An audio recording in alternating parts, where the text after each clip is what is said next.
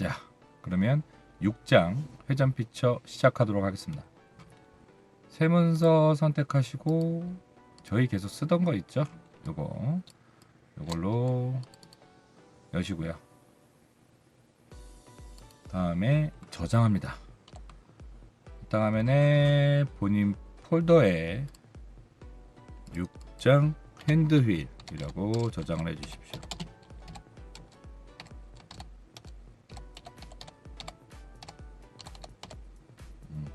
나중에 뭐 본인이 찾거나 Q&A를 많이 하게 되면 약어로 하시거나 한글로 하셔도 돼요. 전혀 저장하는데 상관이 없으니까. 그래서 저장해 주시고, 자, 여기에서는 우측면 라이트 플랜에다가 스케치 잡습니다. 다음에 사각형 선택하셔서 보조선 쓰지 마시고 코너 사각형 있죠?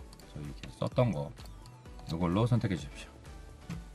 그 다음 사각형을 그리는데 원점 선택하고 왼쪽으로 사각형이 오게, 여기선 치수를 안 넣을 겁니다. 그래서 클릭을 하고, 다음에 참고로 책이 계신 분들은 제가 일부러 좀 책보다 옵션을 조금 더 다르게 쓰거나 다양하게 쓰기도 해요. 노멀한 방법도 쓰시고 또 꿀팁으로 조금 다른 방법도 쓰고, 일부러 그렇게 하는 거니까 또 그렇게 활용하시면 또 좋을 것 같아요. 결과는 똑같이 나와요. 자, 여기서 선 선택해서 중심선 선택하고요. 원점과 일치하면서 수직으로 내립니다. 이거는 저희 회전 패턴 했던 거 기억나시죠? 거기서 뭐가 필요해요? 축이 필요하죠. 지금 보시는 요거를 그런 축으로 쓸 건데, 이 축을 기준으로 닫힌 영역을 360도 뱅글을 돌려가지고 내부를 꽉 채우는 거예요. 그럴 때 원래 이거를 보조선으로 해놓으면 알아서 이거를 중심으로 하고 돌린 다음에 얘를 실선으로 바꿔주면서 닫아줘요.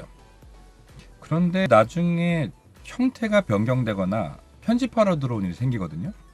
그러면 이게 보조선으로 이렇게 바뀌어 있으면 이게 열려 있단 말이야. 그러면서 보조선으로 해달라는 축이 필요하다고 에러가 떠요. 그래서 호불호가 있는데, 보통 쓰실 때는 빠져나왔네. 이렇게 보조선을 거주시는 게 좋습니다. 수정이 자주 일어날 것 같으면. 이해되시죠? 그래서 보통 보조선이 회전체에는 원점을 중심으로 수평이나 수직으로 이렇게 하나씩 생기는 경우가 많아요. 그리고 회전체 만들면서 원점 위치는 거의 대부분 이 축을 지나는 게 원점으로 잡히는 경우가 많습니다. 거의 그래요, 거의. 자, 만들어 놓고 다음에 중심점 호에 가셔서, 골고루 많이 쓰죠. 요 3.5 이것도 많이 쓰는데, 3.5 선택해서 두 점을 지나는 선을 찍고, 자, 오른쪽 왼쪽 방향성이 생기죠. 이때 바깥쪽으로 호가 오게, 너무 이렇게 크지 않게 이렇게 튀어나오게 한 다음에 클릭하시면 두 점을 지나는 호가 생기고, 중심 포인트는 여기 생기죠. 자, 이 상태에서 요소 잘라내기 선택하셔서 지능형으로 해주고, 마우스 누른 상태에서 쓱 지나가면 툭 잘리죠. 그런 다음에 이제 여기서 굉장히 많이 쓰는 ESC 누르고 단축키가 나옵니다. 지능형 치수 선택하고, 저희 키보드에 보시면 요 Shift 키 있죠. 자, 요거를 누른 상태에서, 원래는 이걸 안 누르면 호나 원 선택하면 여기 센터가 잡혀요. 근데 누른 상태에서 호랑 선이랑 선택하고, 항상 강조하죠. 중간에 보조키를 띄지 말라고, 어느 걸 쓰든. 그래서 치수창 클릭을 한 다음에 Shift 키를 놓으면 접점에 이런 식으로 치수가 들어갑니다. 이거 굉장히 많이 쓰니까 잘 알고 계셔야 돼요. 이렇게 해서 4mm 넣어주세요. 확인. 이렇게 들어가죠. 그런 다음에 여기서부터 여기 전체 높이를 45 놓고 요 선에서 수직 치수를 10mm, 요 포인트에서 요 포인트까지 거리를 16mm로 넣어줍니다. 자, 이렇게 놓고 나면 남은 자유도는 요거밖에 없을 거예요. 이해되시죠? 그리고 저희가 이제 대칭 치수 혹은 회전 치수라고 하는데, 이걸 나중에 얘를 기준으로 360도 돌린다고 했죠. 그래서 저희가 도면에 보면 파이라고 하는 지름 치수가 필요해요. 근데 그 지름 치수는 말 그대로 대칭 치수잖아요. 전체를 넣어야 되니까. 근데 회전체 그릴 때는 반만 그린단 말이에요. 그래서 대칭 치수를 어떻게 넣냐면 지능형 치수를 선택을 하고 반드시 대칭의 기준이 되는 이 중심선이 있어야 돼요. 그래서 선 선택하고 여기 있는 실선이 아니고 중심선 선택을 하면 요건 우리가 일반적으로 찍는 치수지. 근데 이거를 오른쪽으로 싹 넘기면 대칭 치수로 바뀌죠. 근데 주의할 거는 여기서 미리 치수를 찍어버리면 안 돼요. 이해되시죠? 치수를 중심선 선택하고 오른쪽으로 넘겨서 대칭 치수 상태에서 클릭을 하시면 이게 대칭 치수로 들어가요. 뭐 반지름으로 넣으면 안 돼요? 넣어도 돼요. 근데 도면 작업하는 느낌으로 치수를 넣는 게 좋다 그랬죠. 그래서 여기에 25 입력하고 확인하시면 완전 정의가 될 겁니다. 그래서 지금 여기 보면 앞에 없죠, 파이가. 그런데 얘를 이제 ESC 누르고 피처에 가서 회전 보습을 해줍니다. 그러면 어떻게 되냐면 지금 요 중심선이 알아서 축으로 들어가져요. 근데 만약에 저희가 설계하다 보면 보조선이나 중심선이 여러 개 있을 수 있잖아, 설계상. 그래서 2개 이상일 때는 내가 직접 축을 여기다 찍어줘야 돼요. 안 그럼 얘가 알아서 인식 못해요. 이해되죠? 그런 다음에 이렇게 360도로 돌릴 수가 있는데, 이거 쓰실 때도 360도로만 쓰시는 분이 많은데 블라인드 형태 열어서 우리 이거 돌출할 때 다양한 옵션 배웠던 거 기억나죠? 특정한 꼭지점까지, 아니면 얘가 한 바퀴 돌리는데 이 곡면이 있어. 그럼 거기까지, 특정 곡면으로부터 오프셋을 해서 거기까지, 이런 식으로 특정 지오메리에서부터 회전체를 만들 수가 있다는 거야. 가장 많이 쓰는 중간 평면 해볼까요? 이렇게 놓고 360도가 아니라 180도로 바뀌면 아실 거야. 이해되죠? 이걸 이렇게 해야지. 만들어 놓고 나서 원형물 만들어 놓고 여기를 컷으로 또 자르시는 분들이 있어. 그러면 안 돼요. 자, 블라인드 형태로 근데 여기서 바꾸고, 가장 많이 쓰는 건 근데 360도를 많이 쓰겠죠. 360도로 선택을 해주고 확인을 해주면 이렇게 원형물이 만들어집니다. 자, 여기서 지금 얘를 선택을 해보면 25가 이거 각도 빼고 25가 치수가 여기 있죠. 어떻게 돼 있어요? 특수기호가 붙죠. 아, 이게 친절하게, 아, 너는 회전체로 돌렸으니까 내가 파이 붙여줄게. 알아서 붙여줍니다. 자, 그러면 다시 얘의 피처 편집으로 들어가 보세요. 스케치 편집. 스케치 편집으로 들어가 보시면 뭐 이렇게 돼 있겠죠? 자, 근데 저희가 이상하게 그 파라메트릭 3D 교육 웍스뿐만 아니는 NX나 다른 거 가도 분명히 스케치에도 다양한 패턴들이 이렇게 있단 말이에요. 우리 앞에서 패턴 배웠죠. 여기서 열었더니 여기도 선형 원형이 있어. 그리고 이동 복사도 있고 필렛도 있고 못따기도 있어요. 다 있죠. 근데 이걸 잘 안 써. 잘 권고를 안 해. 왜? 이걸 쓰면 스케치 요소가 굉장히 많아지죠. 느낌이 스스로 오죠. 왜?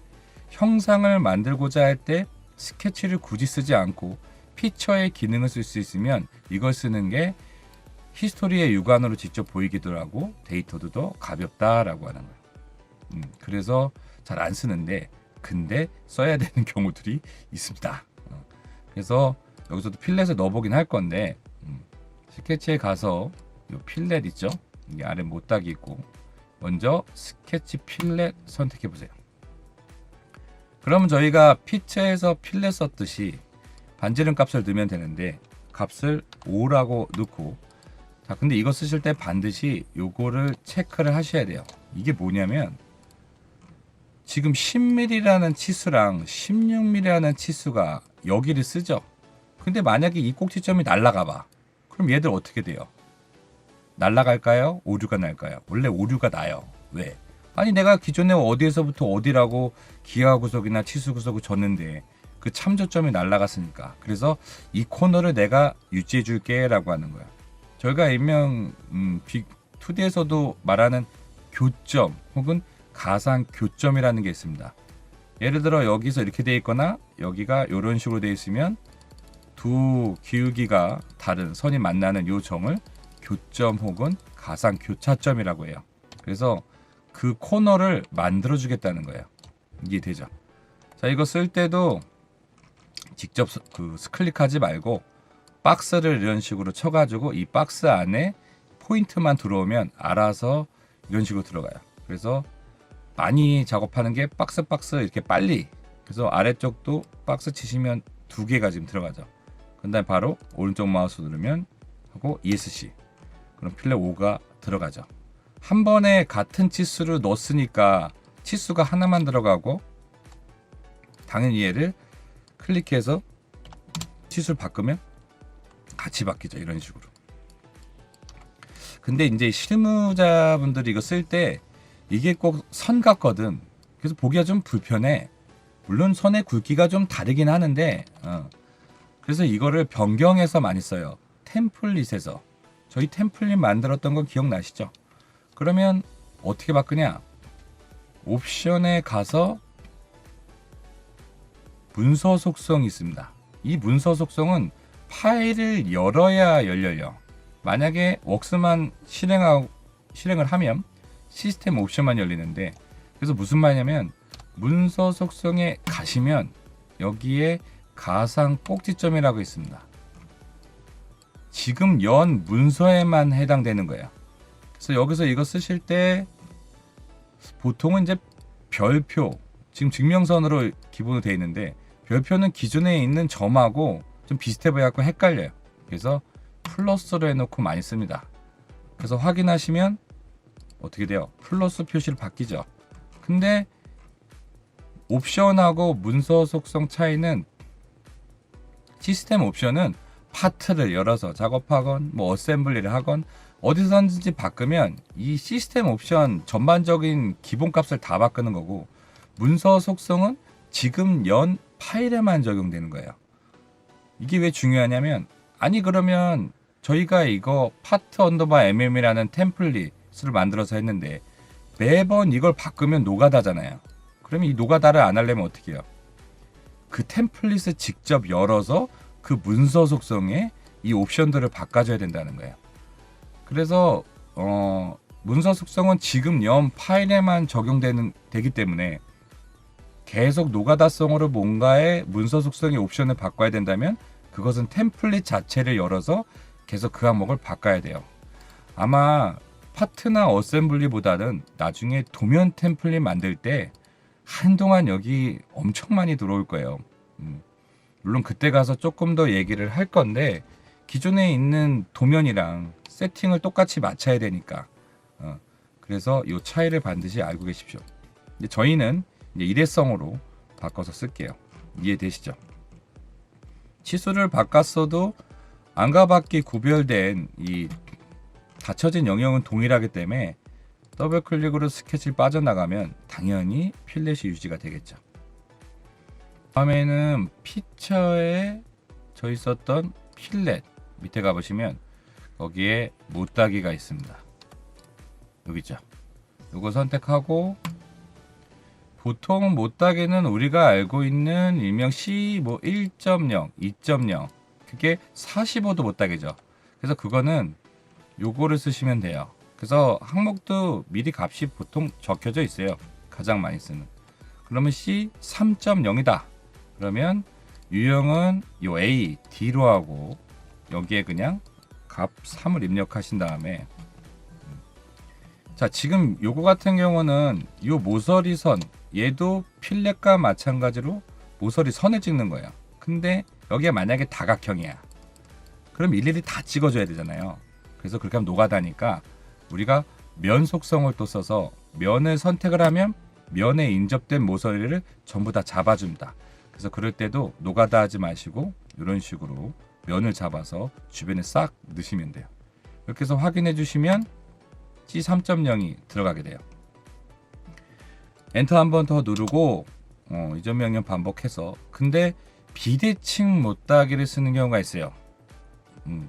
그래서 그거 쓰실 때는 요거 DD 선택해 주시고 여기 밑에 보시면 대칭 말고 비대칭이 있습니다.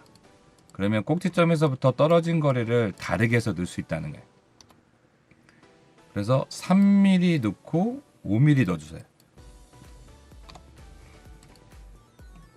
얘를 뒤집고 선택하시면 이거 보시면 알겠죠?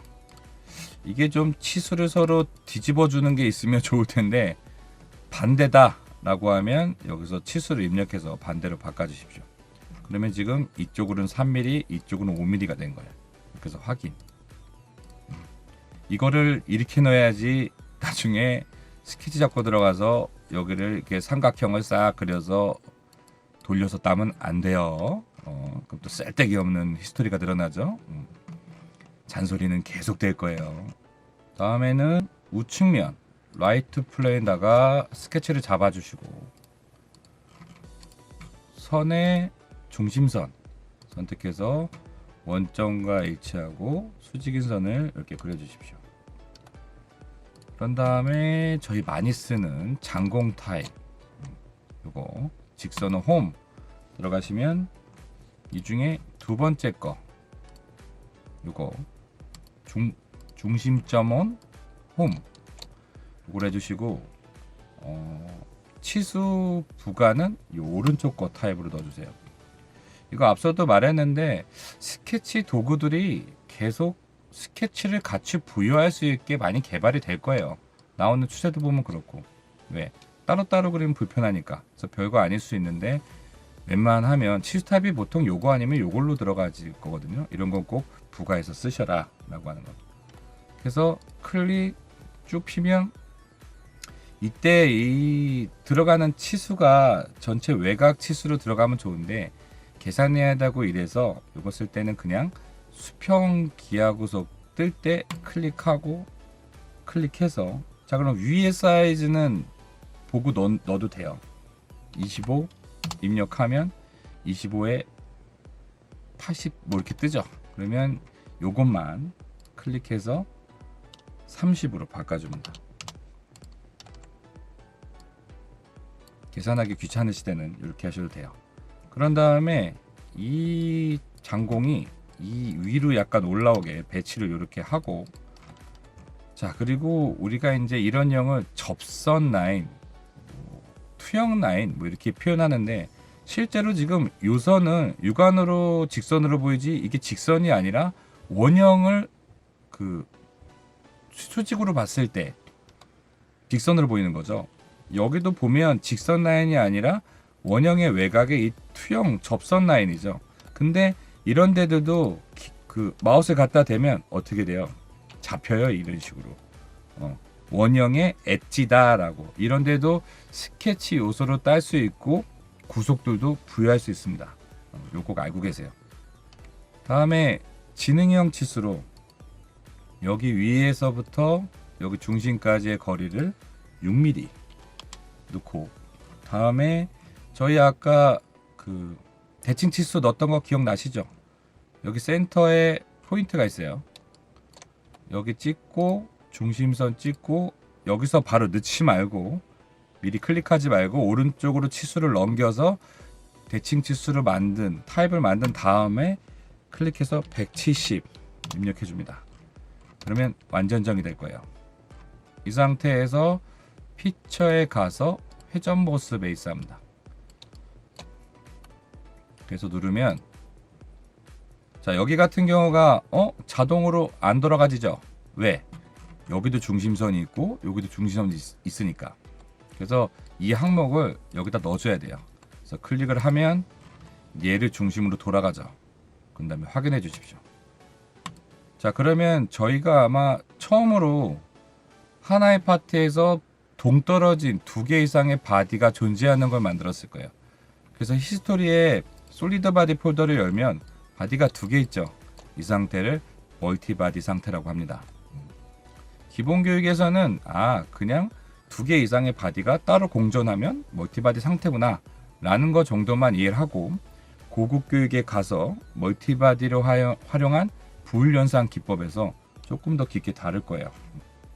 그리고 저희가 피처 이름을 지금 이렇게 명명을 해서 바꿔서 하지 않지만 실제 그렇게 쓰기로 했죠. 실무에선 그렇게 쓰셔야 돼요. 그러면 여기에 굉장히 길어진 히스토리에서 내가 원하는 피처명만 쉽게 찾을 수가 있어요. 어떻게 하냐면 요 위쪽에 보면 깔때기 표시 있는 데 있죠. 여기를 한번 탁 클릭을 하시면 깜빡깜빡이죠. 느낌이 오죠. 깜빡깜빡이면 검색이 가능하다는 뜻이에요. 그럼 여기서 그냥 회 쳐보세요. 회. 그럼 어떻게 돼요? 이 글자가 들어간 히스토리는 전부 다 찾아줘요. 그리고 가끔 특정 피처를 2개, 3개 찾아야 되는 경우가 있어요. 그래서 히든 창이 존재합니다. 그걸 어떻게 쓰냐면 마우스를 여기다가 가까이 대면 이렇게 2줄로 바뀔 거예요. 그때 왼쪽 마우스로 잡고 드래그해서 쭉 빼면 창이 2개로 나눠집니다. 3개는 없어요. 어쩔 때 또 유용하냐면 우리가 도구를 쓰면 속성 창으로 바뀌죠. 근데 속성 창으로 바뀌어서 플라잉 아웃트리로 튀어나오긴 하는데 히스토리를 전용 창에서 보고 싶어. 그럴 때 쓰거나 아니면 설정 창으로 이동을 해서 보는 경우가 있어요. 이럴 때 굉장히 유용합니다. 그래서 이것도 꼭 써보세요. 근데 특별한 경우가 아니고 일반적으로 작업할 때는 드래그해서 다시 위로 드랍해서 올려놓으시는 게 좋아요. 이해되시죠? 그럼 여기서 회라고 찾은 다음에 쓰고 취소하고 싶으면 요 X 표시 누르거나 ESC 누르면 해제됩니다. 다음에 이상하게 수정이 일어나는 곳만 자주 일어나는 경우가 많죠. 그럴 때 특정 피처를 즐겨찾기에 등록해서 히스토리를 빨리 찾고 싶다. 그런 경우엔 자, 요 회전 툴 오른쪽 마우스 눌러서 여기에 즐겨찾기 추가 눌러보세요. 웍스는 별표로 된 이런 아이콘들이 있어요. 이거는 즐겨찾기라는 거야. 내가 자주 가는 그런 것들을 특정 목록에 모아서 쉽게 찾을 수 있게 추가를 하면 어딘가에 저장이 됐겠죠. 이게 어디냐면 이 히스토리에서 맨 위에 있는 이 부분이에요. 이거 처음에도 알려드렸는데 이상하게 특정 폴더가 안 보여요. 그러신 분들은 여기 맨 윗줄에 오른쪽 마우스에 트리 항목 숨기기 바뀌기 들어가서 트리 항목 숨기기 보이기 요거 들어가서 여기에 있는 항목이 자동 혹은 보이기로 전부 다 표시로 되어 있어야 됩니다. 지금 저는 전부 표시로 다 바꿔 있죠. 표시로 되어 있거나 아니면 자동으로 되어 있어야 돼요. 그래야 저 항목이 보입니다. 결국에는 이거 나중에 다 써요. 그래서 지금 안 쓰는데 굳이 폴더를 이렇게 해놓기보다는 거의 다 쓰게 되니까 그룹핑이 되는 폴더들은 그냥 히스토리에 기본적으로 이렇게 표시해 놓는 게 좋습니다. 안 보이시는 분은 여기서 작업을 하십시오. 자, 이렇게 해서 페이버럴이 열면 어떻게 해요? 요놈인 거죠. 근데 주의할 거 여기서 이거 지우면 지워지겠죠. 이건 피처 자체를 지우는 거예요. 그래서 요거는 조심하셔야 돼요. 이렇게 선택된 것들끼리 예를 들어 그냥 지우고 싶다 그러면 오른쪽 마우스로 삭제가 아니라 즐겨찾기에서 제거 누르면 빠져요. 자, 다음에는 회전 1 폴더도 열고 회전 2도 연 다음에 피창 볼기를 여시고 스케치 1과 스케치 2를 화면에 켜줍니다. 얘들 저희가 우측면에다 그랬죠. 그래서 동일하게 켜놓고 우측면에다가 스케치를 잡아주세요. 그럼 당연히 이 스케치가 보이겠죠? 자, 스케치는 켜놓고 마우스 갖다 대고 탭 눌러서 바디는 숨겨주세요. 지금 작업하는 거는 이 스케치와 이 스케치에 구속이 걸리는 관계가 생깁니다. 이렇게 켜놓고 다음에 선 선택해서 기존에 있던 이 스케치의 선상에 일치하게 긋는 거예요. 그래서 클릭하고 수평으로 하고 뺐다가 터치해서 저희 호 그리는 거 이제 익숙하죠. 이렇게 그리고 뺐다가 터치해서 다시 한번 호를 이렇게 그리고 그 다음에 마지막 그릴 때는 요 접선이 되게 이렇게 그려줍니다. 하고 ESC. 그런 다음에 요 선은 수평하게 하고 다음에 이 끝점을 드래그해서 여기 중심점에 일치시킵니다. 그러면 이러한 구속관계들이 생길 거예요.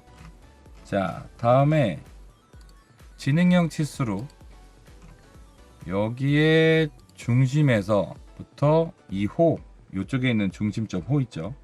여기까지의 거리를 55 넣고 수평 치수를 다음에 요 호의 반지름은 29R 넣습니다. 그 다음에 얘를 살짝 빼면 쭉 같이 늘어나죠. 이렇게 저희 동등 써봤죠. 그래서 컨트롤로 요호랑 요호랑 중복 선택해서 컨트롤 뗀 다음에 여기 보시면 동등 있죠. 그러면 어떻게 돼요? 이게 29R이 되지. 이런 식으로 동등을 넣어주고 다음에 이것도 굉장히 많이 쓰는데 지금 보면 기존에 그려진 여기는 고정이 돼 있죠. 그러면 이 포인트 상에 어떤 선을 일치시키는 거예요. 그래서 컨트롤로 이 선과 이 포인트를 중복 선택해서 일치를 하면 기존에 여기가 고정되어 있으니까 이게 올라와서 이 선상을 지나는 점이 되는 게 맞죠. 이렇게 되면 완전 정의가 될 겁니다. 이해되시죠? 그 다음에 더블 클릭으로 빠져나오고 저희 평면 만들 때 수앱 썼던 거 기억나시죠? 수앱은 경로에 대해서 법선 방향 표면에 존재해야 된다. 자, 그래서 법선 평면을 만들어야 되죠. 근데 그때 기존에 있는 평면이 법선이 조건이 되면 새로 평면을 만들지 않아도 되죠. 그래서 그걸 항상 체크를 해야 돼요. 그래서 여기서 봤더니 플론트, 탑, 라이트가 있어. 그 중에 플론트 선택했더니 어떻게 돼요? 이건 얘가 접선 그 법선 관계인 평면이 될 수밖에 없죠. 그래서 프론트에다가 그냥 스케치 잡고 그리셔도 됩니다. 이렇게 한 다음에 여기 보시면 요 앨리스라고 하는 타원 선택해주고 타원은 중심 포인트를 찍고 수평하게 오른쪽으로 한번 찍고 세로를 한번 찍어주세요. 근데 이거 쓸 때 주의할 게 각각의 4분점에 포인트가 생겨요. 그래서 얘를 자꾸 돌리면 이게 돌아가요. 이렇게. 왜? 이런 형상으로 하고 싶을 수도 있잖아. 그래서 보통 얘랑 얘를 수직을 주던가 얘랑 얘를 수평해서 많이 씁니다. 그래서 컨트롤로 중간점, 타원의 중간점과 요 4분점 선택해서 수평하게 해주면 이게 더 이상 돌아가지 않죠. 다음에 화면을 살짝 틀으면 경로가 보이죠. 수협할 때 강조 굉장히 많이 했는데 프로파일의 어느 한 점과 걔가 지나고자 하는 경로의 선을 중복 선택해서 반드시 관통이라는 기하 구속을 줘야 된다. 그래서 타원의 중심과 요 선을 중복 선택해서 여기 보시면 관통이 뜰 거예요. 그럼 당연히 이렇게 일치가 돼야죠. 이해되죠?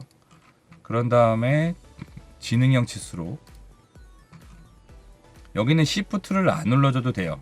왜? 점이 있으니까. 그래서 이렇게 2포인트 찍어서 14.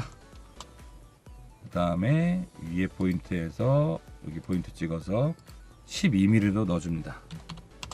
그럼 완전 정의가 될 거예요.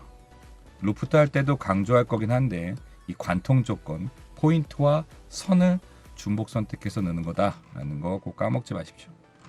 그런 다음에 더블 클릭으로 빠져나가고, 자, 숨겨졌던 바디, 이것도 안 까먹었죠. 이쯤에 바디가 있는 거 우리가 알죠. 그럼 마우스 갖다 대고 Shift 누른 상태에서 탭을 누르면 바디가 튀어나오고, 이쯤에 바디 있잖아. 그러면 Shift 갖다 대고 탭 누르면 바디가 이렇게 튀어나오죠. 그런 다음에 기존에 있는 이 스케치는 숨기십시오. 얘도 숨기고. 자, 바디를 왜 꺼냈냐? 이제 브릿지 기법이라는 걸 쓸 건데, 동떨어진 두 개의 바디를 맨 마지막에 만든 바디가 전부 다 볼륨 접촉이나 면 접촉이 일어나서 두 개를 원바디로 합치는 거예요. 지금 현재 바디가 두 개잖아요. 자, 이걸 피처에 가서 스웨퍼 베이스 합니다. 그러면 스케치 프로파일로 돼 있어야 되고, 처음에 무조건 단면은 요 타원이 되겠죠. 타원 선택하고 경로는 얘가 되겠죠. 자, 그럼 이런 식으로 요거 항상 미리 보기 보셔야 된다 그랬어요. 미리 보기가 나오면 여기에 충분히 볼륨이 겹치죠. 여기도 겹치고. 그러면 이때 합칠 수 있는 조건이 되니까 여기 보시면 결과 병합이라는 게 있어요. 이걸 체크를 하면 나중에 따로 바디를 합치지 않고 만들면서 나랑 접촉이 일어나는 바디랑 합칠 수가 있어요. 그래서 합치기 하면 이거 할 때 선택한 바디에 자동 선택이 돼 있어야 돼요. 그럼 알아서 합쳐줍니다. 확인. 그 원바디로 합쳐주죠. 이거를 맨 마지막 어떠한 그 바디와 바디를 다리처럼 연결해서 합쳐준다 그래서 브릿징 기법이라고 많이 합니다. 이해되시죠? 그러니까 히스토리 구조를 짤 때 마지막에 바디를 만드는 구상을 하고 하겠죠, 보통. 자, 그러면 이 바디는 만들 때 기존의 얘랑 합치게 하는 속성까지 가지면서 이거를 원형 패턴을 돌릴 수가 있어요. 그래서 저희 배웠던 선형 패턴 밑에 원형 패턴 선택하고 축을 먼저 선택하는 게 좋다 그랬죠. 원형 패턴에서. 요거 안 까먹으셨죠? 뭐냐면 이런 원통 면에는 뭐가 임시축을 갖고 있다. 저 요거 열어서 임시축 개념 배웠죠. 굳이 안 킬게요. 그걸 갖고 있으니까 선택하고 아무 원통면이나 선택해도 돼요. 그래서 선택하면 이 면이 갖고 있는 임시축을 내가 쓰겠다는 거지. 그런 다음에 동등 간격으로 바꾸고 360도를 세분화를 합니다. 그런 다음에 피첨이면 지금은 하나의 스웨퍼 베이스를 패턴하는 거죠. 그러니까 특정 지오메트리가 아니고 피첨이 면이에요. 그런 다음에 그냥 얘 선택을 해주면 당연히 이렇게 되겠죠. 그럼 얘가 갖고 있는 바디를 합치는 것까지 다 적용이 돼서 확인을 하면 원바디를 유지하면서 패턴까지 쓸 수 있죠. 그럼 이 사이즈 하나가 바뀌어도 같이 바뀌겠죠. 이해되시죠? 자, 다음으로 저희가 필렛 마무리 작업을 할 건데 그때도 한번 이게 쓰긴 썼어요. 자, 필렛 선택을 하고 지금 보면 이 부분하고 요 끝나는 부분에 필렛 작업을 하려고 그러는데 이게 지금 3개라 그랬지. 막 10개, 20개 막 모서리 수가 되게 많아. 그럼 일일이 다 넣어야 되면 일이죠. 그래서 필렛 값은 일단 3mm로 주고요.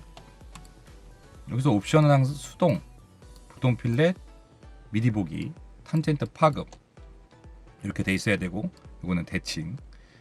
이 상태에서 3R을 주고 얘만 선택해서 바로 확인하지 말고 모서리 선택도구 한시 방향에 여기 싹 가면 너 혹시 노가다로 다른 것까지 잡을 것 같은데 내가 다 잡아줄까? 라고 하면서 일단 첫 번째 거는 얘랑 똑같은 그 분홍색으로 지금 보이시죠? 요거만 할래? 아니면 그 반대편 할래? 아니면 안쪽까지 싹 할래? 이런 식으로 잡아줘요. 그러면 요게 가장 지금 적합한데 얘를 선택을 하면 알아서 이렇게 잡아줍니다. 이때 이걸 선택을 하고 원치 않은 어떤 요소를 두세 개 빼는데 이거를 선택해서 다수를 선택하는 게 유리하다면 이거 쓰는 게 좋겠죠. 저도 되게 많이 쓰는데. 자, 근데 모르고 지금 저는 면을 찍었죠? 면은 안 들어간 거고 요것만. 얘는 지금 딱이에요, 쓰기가. 그래서 확인하면 우리 노가다 작업을 굉장히 줄일 수 있죠. 실제로 못딱이랑 필렛 노가다가 굉장히 일이에요. 마지막에 다 하고 나서 일단 3D는 기본적으로 1대1로 설계를 해야 되는 거기 때문에 이해되셨죠? 자, 이렇게 해서 저장을 한번 해주시고 다음에 저희가 색 같은 거 넣는 거를 했는데 그냥 바디에 구별만 내면서 넣는 게 아니라 난 정말 좀 있어 보이게, 그리고 렌더링까지 하고자 하는 목적이면 전용 표현 도구를 씁니다. 그래서 오른쪽에 보시면 이렇게 알록달록하니 구슬처럼 생긴 거 보이시죠? 요거를 살짝 누르면 이런 게 나와요.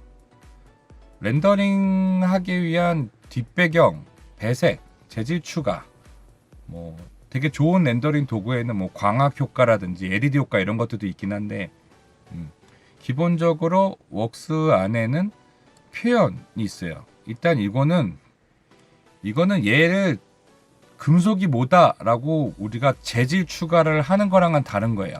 그냥 그럴싸하게 입혀주는 거야. 이해되시죠? 그래서 꽤 쓸만한 그 재질들이 많아요. 우리 요거 간단하게 해볼 건데 일단은 금속 가서 강 한번 들어가 보세요. 그럼 이런 게 쫙 있어요. 그러면 그 중에 강에 윤택강 했죠. 이거 적용하는 거 되게 쉬워요. 일단 더블 클릭해 보세요. 자, 근데 화면에서 보이는 이 질감이 저랑 좀 달라 보일 수도 있어요. 그래서 처음에 제가 아마 프로그램 세팅하고 시스템 사양 같은 거 좀 알려드릴 때 코더로 솔리드웍스사가 권장하는 그래픽 카드를 탑재하시면 그런 그래픽 카드는 프로그램 그래픽 카드 자체에 리얼뷰라고 하는 기능이 탑재되어 있습니다. 그래서 그거를 활용하는 프로그램을 실행을 하면 자동으로 활성화돼요. 그걸 어디서 활용하냐? 오른쪽 위에 보시면 요 모니터 표시 있죠? 요거 열고 여기 보시면 리얼뷰 그래픽이 있습니다. 이거 선택을 하시면 반짝반짝 바뀌죠. 참고로 저는 이게 코더로 RTX 6000이에요. 얼마 전에 마쳤습니다. 이렇게 비싼 거 맞추실 필요는 없고, 그래서 요걸 키고 요거 그러니까 코더로 계열이나 그리고 AMD 라데온 시리즈죠. 그쪽에서 저도 좀 놀랐는데 그 전까지는 ATI 파이어 프로라고 하는 그래픽 카드랑 코더로 그래픽 카드 계열이 쭉 계속 이런 캐드 쪽의 권장 그래픽 카드로 같이 맞춰주면서 개발을 하다가 2019인가 2020에서 AMD 계열의 그래픽 카드들도 캐드 전용으로 많이 개발을 하나 봐요. 저도 그거는 안 써봤어요. 근데 그런 걸 하면 요게 있고 그런 그래픽 카드를 탑재하지 않으신 분들은 이게 안 떠요. 근데 이거 솔직히 그렇게 쓸 일이 그렇게 많진 않아요. 어차피 렌더링을 하면 되니까. 자, 근데 있으신 분은 그냥 한 번씩만 켜보세요. 그러면 그림자도 져지죠. 더 키면 이건 약간 뭐랄까 어두워 보이는 데는 좀 어두워 보이고 밝게 보이는 그런 느낌. 그 다음에 원금 표시. 이 정도. 만약에 영업사원이 급하게 야, 그 화면에서 좀 그럴듯하게 재질감 표현할 수 있는 거 없냐? 렌더링 샷까진 필요 없고. 그러면 지금은 솔리드웍스에서 비치는 이 화면 그 각이 카메라가 각도가 안 맞아서 그러는데 원래 맞으면 굉장히 그럴싸하게 나옵니다. 근데 평상시에 이렇게 해놓고 쓰면 안 되겠죠. 그래서 이걸 보통 꺼요. 이런 식으로 일반 작업할 때 이렇게 놓고. 이해되시죠? 이거 전에 그 설계하는 기분 낸다고 이거 다 켜놓고 하고 그랬는데, 여러분 이거 켜놓고 하면 당연히 그래픽 부하율이 올라가겠죠. 켜놓고 작업하지 마십시오. 느려집니다. 자, 그 다음에 하나만 지정을 했는데 이거를 2개 이상 재질을 지정하고 싶다. 그러면 플라스틱 쪽에 가서 고강택 한번 들어가 볼게요. 특정한 면에만 재질을 입히고 싶을 수도 있죠. 특정한 바디나. 얘는 지금 원바디지만, 예를 들어 그러고 싶은 경우에는 마우스로 요 흰 고강택 플라스틱 얘를 잡고 드래그해서 면에다가 이렇게 드랍해 보세요. 그러면 마우스를 확 움직이지 않으면 면에다가만 줄래, 회전 피처에다가만 줄래, 이런 식으로 나옵니다. 그러면 이번에는 피처에다 적용을 해볼게요. 그러면 지금 여기는 강이 적용된 거고, 이 회전 피처에는 요것만 적용된 거죠. 따로 또 입혀볼까요? 그러면 설계 라이브를 가서 이번에는 요 빨간색 고강택 이거를 드래그해서 요 면에만 해보십시오. 요 면에만 입힐 수 있죠. 이런 식으로 입히는 거야. 그러면 총 3가지의 표현을 지금 한 거죠. 이렇게 하고 뒷배경을 저도 별의별 걸로 많이 해봤는데 뒷배경이 굉장히 제공을 많이 하긴 해요. 그래서 보통 여기 위에 화면 적용이라고 나온 부분 있죠. 여기 여시면 굉장히 뭐 있는 것들 꽤 있을 거예요. 지붕, 스튜디오, 이런 식으로 이렇게 놓는데 많이 비추천입니다. 그래서 가장 좋은 건 기본이랑 흰색이 좀 이쁘게 나와요. 저는 흰색이랑 요거 가장 많이 써요. 만약에 이 자료가 진짜 어마어마한데 뭐 회사 홈페이지라든지 아니면 진짜 이 사진 한 컷에 운명이 달렸어. 그런 거면 모르겠는데 마케팅용이나 홍보용이나 자기 회사 뭐 표준사항서나 이런 데 들어갈 거다. 그러면 굳이 그냥 그럴듯해 보이기만 하면 되거든요. 그래서 보통 요거나 요거를 많이 권고해 드려요. 이렇게 하고 나머지는 다른 거는 크게 많이 안 쓰긴 하는데, 데칼 쪽에 가보시면 이 데칼은 뭐냐면 스티커처럼 여기다가 입히는 거야. 이런 식으로. 이해되시죠? 그래서 근데 데칼이 굉장히 많이 제공되진 않아요. 저도 한창 데칼을 쓰려고 데칼을 찾아봤는데, 제품 디자인이나 이렇게 하시는 분들이 가끔 데칼 이미지 파일을 무료로 배포하거나 이런 분 있는데, 굉장히 좋은 데칼들은 또 돈 주고 사야 되는 경우가 있습니다. 회사에서는 대부분 회사 로고를 많이 넣으시겠죠. 그러면 데칼 데이터가 있으면 이걸 드래그해서 면에다가 던지면 여기에 데칼 이런 식으로 들어가요. 지금 데칼 입히신 거 보이시죠? 여기에 넣은 걸 가지면 화면에 이런 식으로 각도를 돌리거나 위치를 좀 조정할 수는 있어요. 처음에는 좀 컨트롤하기가 좀 힘드실 거예요. 지금 또 공면에다가 넣어서 어쨌든 이런 식으로 넣고, 기본적으로 솔리드웍스 데칼 경로가 여기인데 찾아보기 아마 누르시면 여기 솔리드웍스 코프의 솔리드웍스 데이터의 이미지의 텍스처 이쪽에 들어오면 이런 식으로 데칼들이 제공을 하고, 여러분이 알고 계시는 그 그림 파일 형식 JPG, PNG, BMP 이런 것들을 전부 다 데칼로 쓰실 수 있습니다. 렌더링 업무 같은 거 할 때 색감이나 이런 걸로 디테일하기보다 데칼을 그냥 면에 입혀버리고 렌더링 하는 거예요. 저는 솔직히 데칼 라이브러리가 많으면 데칼을 많이 권고하는 편이에요. 많이 있다면. 그래서 전문 디자이너분들은 이런 데칼이 있는데, 일반 제조업에서는 데칼 좋은 라이브러리들이 많이 없을 거예요. 그리고 보통은 로고 정도 쓰는 정도로 많이 쓰일 겁니다. 이렇게 해서 일단 넣을 수 있고 데이터 라이브러리 관리할 수 있다. 그러면 저희는 간단하게 이 정도만 해볼게요. 이렇게 해서 확인을 하면 데칼까지 들어갑니다. 그러면 이거를 이제 렌더링을 어떻게 하냐? 자, 여기에 사용자 정의 말고 밑에 애드인 있죠. 이거 들어가셔서 저희가 처음에 이거 열어서 툴박스 요 4개 빼고는 다 뺐죠. 근데 요 위에 보시면 포토브 360이라고 있습니다. 요거를 앞쪽과 뒤쪽 그래서 확인 하시면 렌더링 도구가 이렇게 탑재가 돼요. 맨 처음에 탑재하는데 시간 차이가 좀 걸릴 수 있어요. 그러면 여기도 붙고 위에 쪽에도 포토뷰 360이라고 이렇게 붙습니다. 맨 처음 렌더링 할 때는 아무것도 많이 건드리지 않고 옵션만 몇 개 조정해서 렌더링을 많이 하고 그 다음에 안에 있는 옵션을 좀 여러 번 건들면서 많이 하다 보면 늘어요. 그래서 렌더링 도구 쪽 가보시면 여기에 굉장히 많은 게 있는데 이 중에 옵션 선택하시고 여기에 보시면 이제 출력하는 그 다양한 방식 1920, 1080 이렇게 해도 되고 나는 화면 컨트롤 크게 안 하고 현재 솔리드웍스 뷰에 나온 출력 이미지를 하겠다라고 해서 이런 식으로 고를 수 있고요. 그 다음에 출력하는 이미지 형식도 이것도 매번 확장자가 되게 다양해지고 있어요.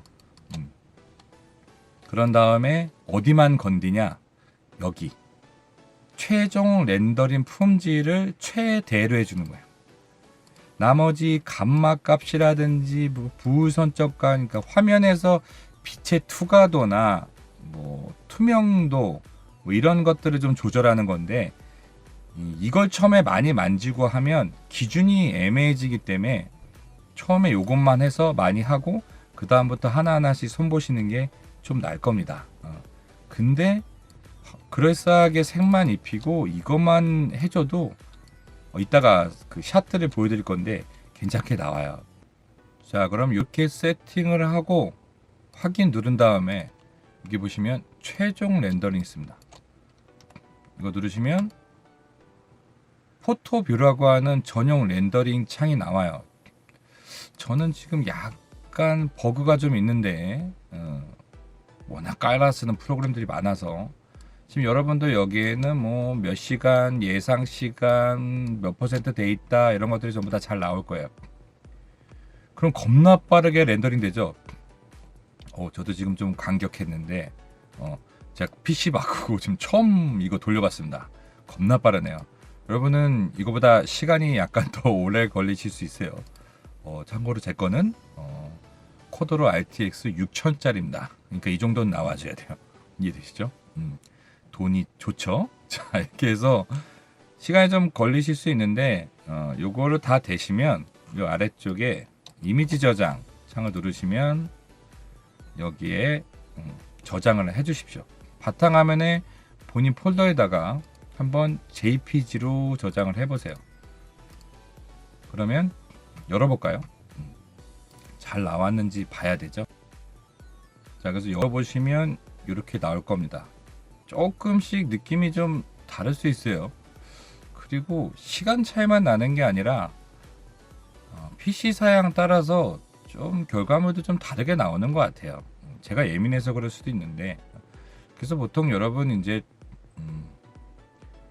해석이나 렌더링이나 이런 PC의 성능을 최대한 끌어올려서 하는 것들 이거 렌더링 돌리실 때 그 우리 작업 관리자라고 하는 곳에 들어가서 이 성능에 가보시면 우리 이거 많이들 보죠. 아마 돌릴 때 이거 보시면 여기가 CPU가 100% 쓸 거예요.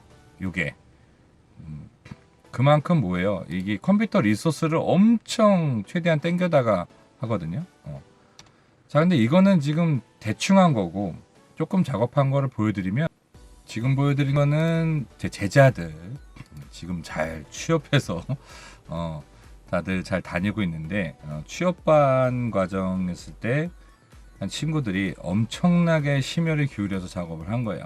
분해도 렌더링 한 거. 지금 여기 보면 재질들도 다 적용을 했죠. 각인도 하고 이런 식으로 부품별로도 하고 신경 엄청 써서 했어요.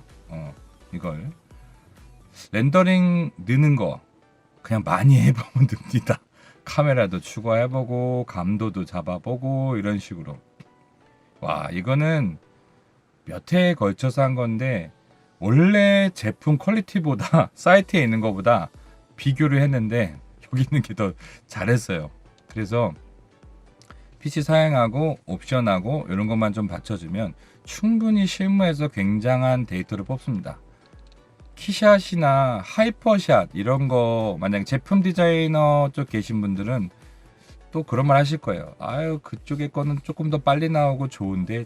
근데 저는 도구를 쓸 때 성능과 기존에 있는 데이터를 추가적으로 가공해서 쓸 수 있다면 그거 좀 활용을 좀 높게 하는 편이에요.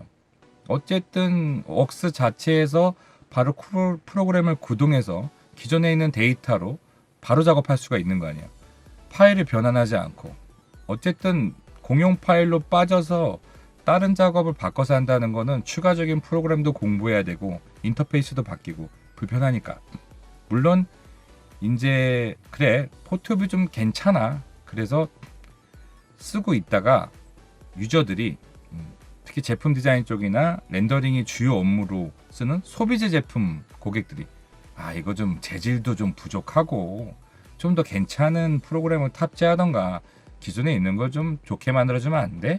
그래서 2017인가 비주얼라이제이션이라고 하는 고급 렌더링 툴을 들어왔어요.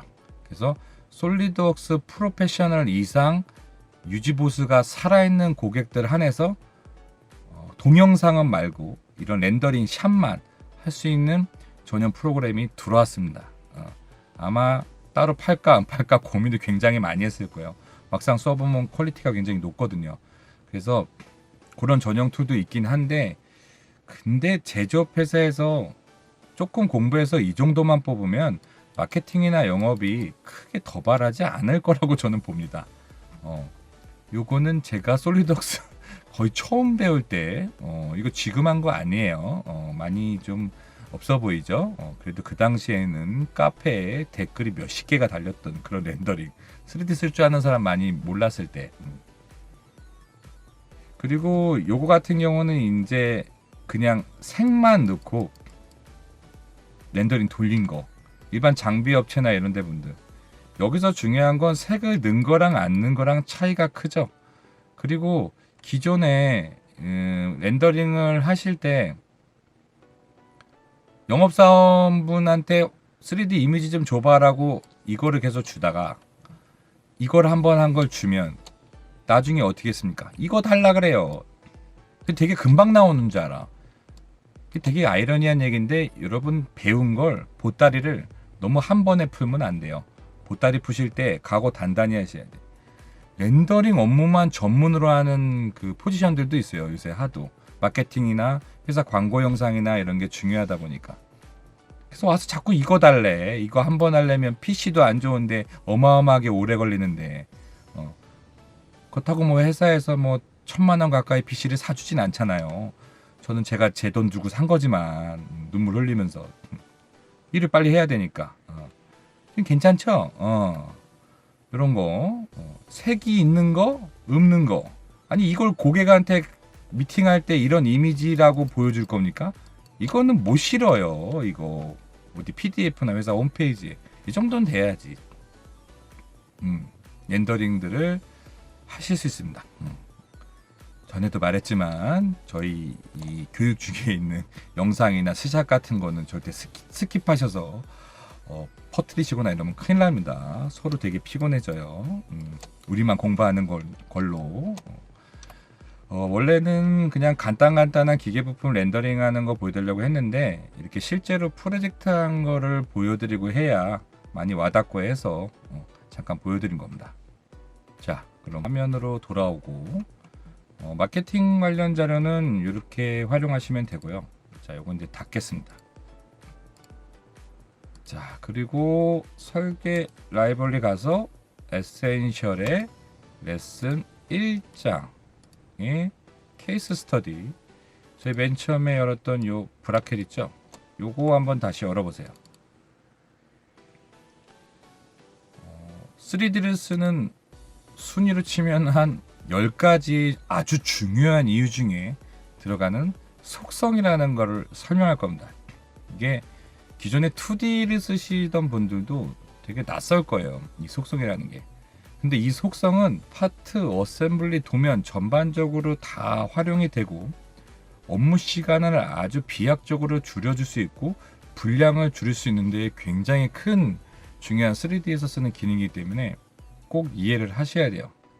속성을 먼저 만들어 볼 건데 파일에 가셔서 여기 보시면 속성 있습니다. 누르시면은 요약 정보, 사용자 정의, 설정 특성이 있어요. 이 중에 사용자 정의 쪽에 오면 지금 현재 아무것도 없죠. 엑셀처럼 보이죠? 네, 엑셀처럼 쓰면 됩니다. 그러면 속성들이 대부분 많이 기입되는 거 도면에 보면 저희가 설계자, 만든 날짜, 수정 날짜, 재질, 후처리 이런 게 들어가죠. 그럼 예를 들어 여기다 설계자라고 할게요. 설계자라고 하고 유형 쪽에 가서 누르면 문자, 날짜 이거 있는데 거의 문자를 많이 써요. 그래서 문자를 고르면 오른쪽에 값 및 텍스트란이 쓴 여기가 살아납니다. 그래서 여기다가 본인 이름 써보세요.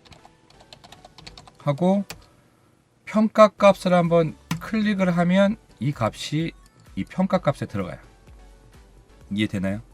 그러면 확인을 하면 현재 이 파트 안에 저 속성 정보까지 같이 저장이 되어 있는 거예요.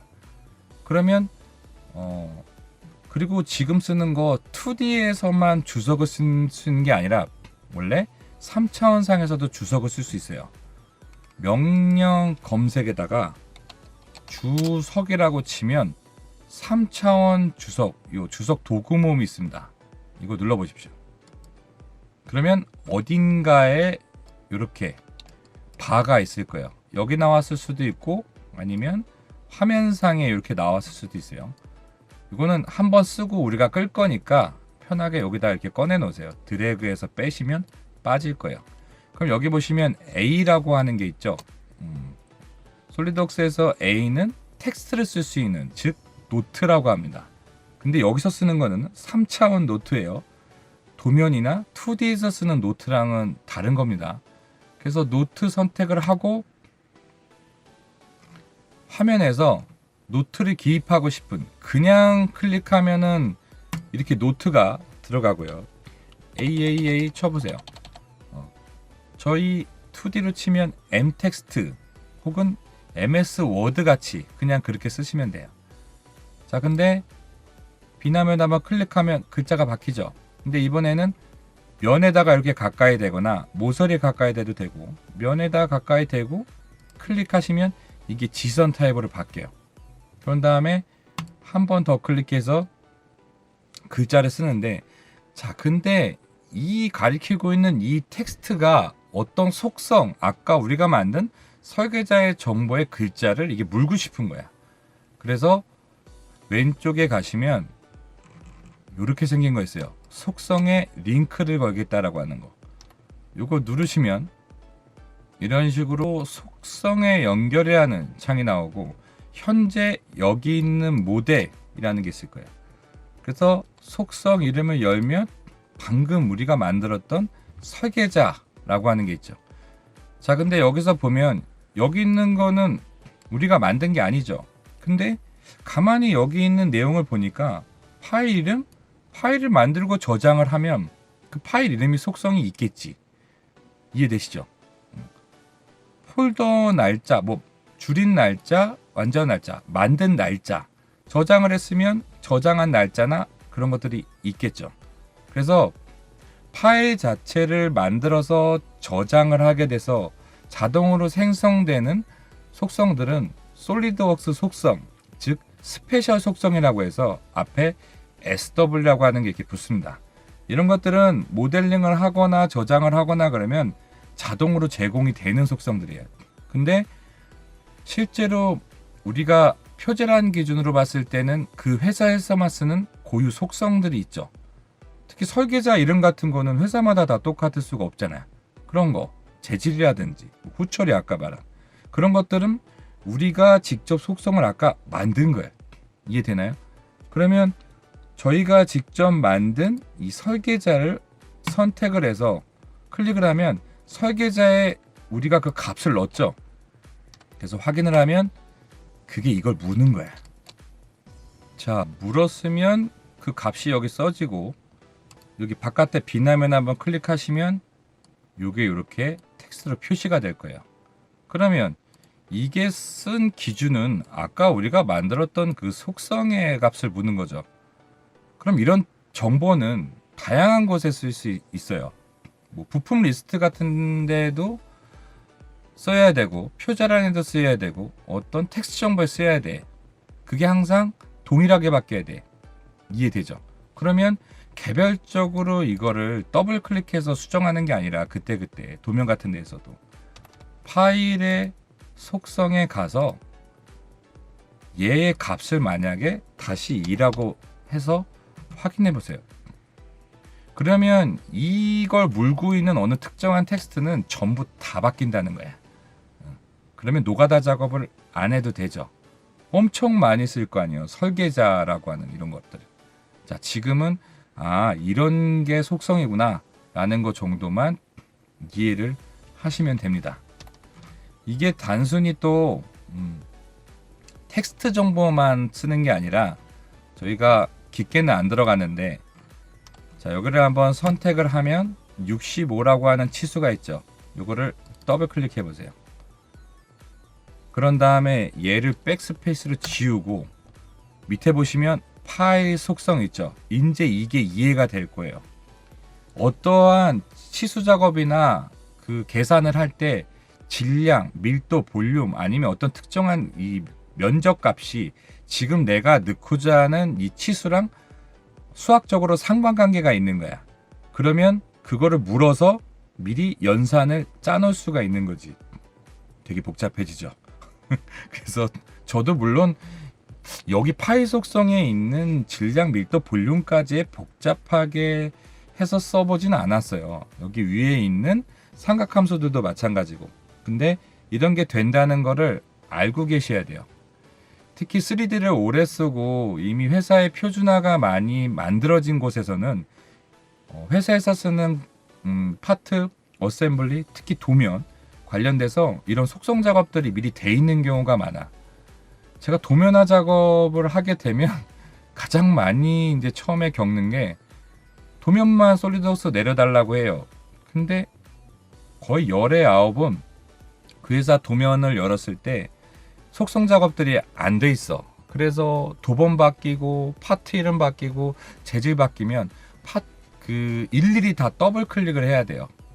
근데 그게 아니라 파트에서 미리 이런 어떤 정보를 속성에 넣어놓고 그거를 도면에 내렸던 어디 어셈블리에 내려서 텍스트라고 쓰이는 그 정보에 그걸 물어놓고 속성이 바뀌면 다 자동으로 업데이트를 시키는 거예요. 이해되시죠? 여기서는 이 정도까지만 이해하시고 우리가 도면 과정 하게 될 때 거기서 조금 더 깊게 다룹니다. 대신에 굉장히 중요한 항목이에요. 그래서 도면 작업하러 갈 때 항상 저는 템플릿의 도면 세팅, 속성 작업들이 미리 돼 있습니까? 라고 항상 물어봐요. 그럼 그게 뭔데요? 그러면 그거를 작업을 안 하고 1000개 가까이 만약에 도면화 작업을 해드려. 그럼 나중에 꼭 속성 작업 있는 거 아셨어요? 근데 왜 안 알려주셨어요? 이런 얘기가 되게 많아요. 그래서 템플릿이 그만큼 여러분들에게 중요합니다. 자, 더 깊은 건 도면화 때 좀 더 다르기도 하고 이런 게 속성이구나 라고 이해하시면 됩니다. 아셨죠? 자, 그러면 이 툴바는 닫아주시고요. 얘도 닫고 저장하지 않고요. 자, 이렇게 해서 6장 회전 피처가 이제 케이스 스터디가 끝이 났는데, 교재가 있으신 분들은 해석이 아주 약간 찍먹하듯이 잠깐 들어있어요.